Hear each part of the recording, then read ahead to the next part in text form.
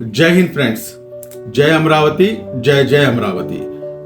ఈరోజు మనం ఏదైతే అమరావతి రాజధాని ఉందో ఆ రాజధానికి చట్టబద్ధత రావడానికి మూల కారణమైనటువంటి అప్పటి శాసన మండలి చైర్మన్ మరియు అదేవిధంగా ఇప్పుడు ఉన్నటువంటి మైనార్టీ వ్యవహారాల శాఖకి ఒక అడ్వైజర్గా ఉన్నటువంటి మన పెద్దలు శ్రీ అహ్మద్ షరీఫ్ గారు చేసినటువంటి పని ఏంటి అనేది మనం ప్రత్యేకంగా మనం చెప్పాల్సినటువంటి అవసరం లేదు.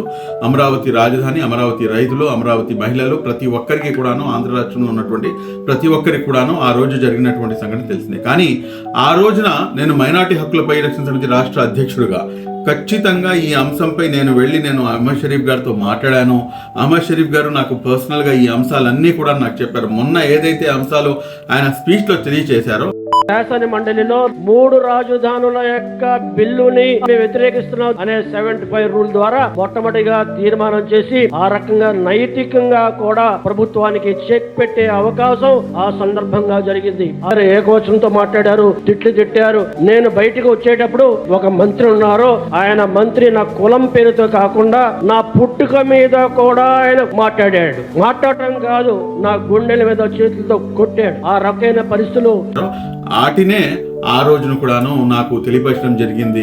అత్యంత దారుణమైనటువంటి పరుష పదజాలంతో వారి యొక్క పుట్టుకను సైతం కూడాను లేవదీస్తూ అదేవిధంగా చెయ్యి కూడాను చేసుకోవడం జరిగింది అని చెప్పేసి కూడా నేను చెప్తే, ఆ రోజున మాపై అత్యధికంగా మాపై ట్రోల్స్ అనేది చేయడం జరిగింది. నువ్వు అబద్ధం చెప్తున్నావు, ఇలా ఎవరు చేయలేదు, అది ఇది బ్లా బ్లా అని చెప్పేసి అనేకమైనటువంటి విధాలుగా మాపై విరుచుకుపట్టారు. కానీ నిజం అనేది ఎప్పటికైనా కానీ నేను ప్రతిసారి కూడా చెప్పేది ఒకటే, నేను అబద్ధాలపై పునాదిపై కనుక మనం మేడల్ని కనుక మనం నిర్మిస్తే కనుక అది ఏ రోజు కూలిపోవాల్సిందే. కానీ మనం వాస్తవాలను తెలుసుకొని వాస్తవాలు ఏమిటి అనేది ఖచ్చితంగా అహ్మద్ షరీఫ్ గారి దగ్గర నుంచి తెలుసుకున్న తర్వాత నేను మాట్లాడడం జరిగింది. అదేవిధంగా అప్పట్లో ఎమ్మెల్సీగా ఉన్నటువంటి మన ప్రస్తుత మైనార్టీ మరియు న్యాయశాఖ మంత్రివర్యులు పెద్దలు శ్రీ ఎన్ఎండి ఫారూక్ గారిని పైన కూడాను లకారంతో కూడాను ఆ రోజు హౌస్లో మాట్లాడటం జరిగింది. దానిపై కూడాను మైనార్టీ హక్కుల పరిరక్షణ సమితిగా నేను ఖండించడం జరిగింది.